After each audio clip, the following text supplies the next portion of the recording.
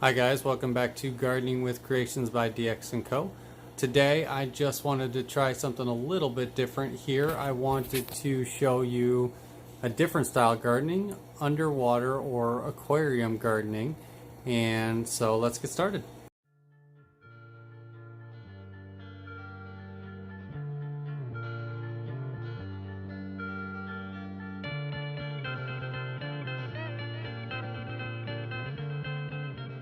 Okay, this plant here is called Cryptocoryne Wendtii, basically. I'll put the exact name for it below. So this is a red or a brown version. They have a green version as well. Its short name is a Crypt Wendtii. Now this particular crypt you want to plant in the foreground of your aquarium. It is a completely submerged plant, meaning it is completely underwater. It's not one that's traditionally grown out of water. You can see this one has a very nice healthy root system. What happens with these when they can get actually quite large, crypts in general can get quite large, so this one can actually grow very tall if you don't trim it back.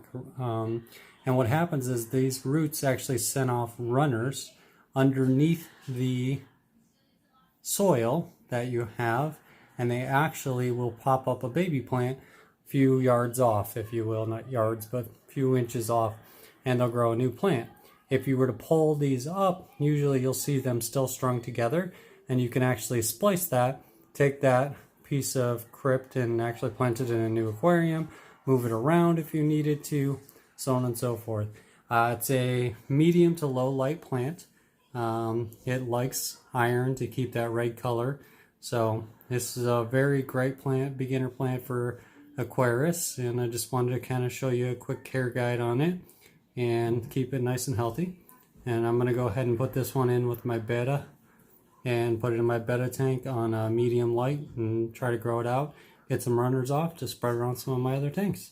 So there you have it, quick short video on Crypt Wendtii. Thanks for watching. So there you have it guys, just a quick video on a species profile known as Crypt Wendtii or Wendtii. I'll put the exact name in the description, or I did already on the video for you. So very cool crypt that can quickly multiply and you can have lots of growth on your plant.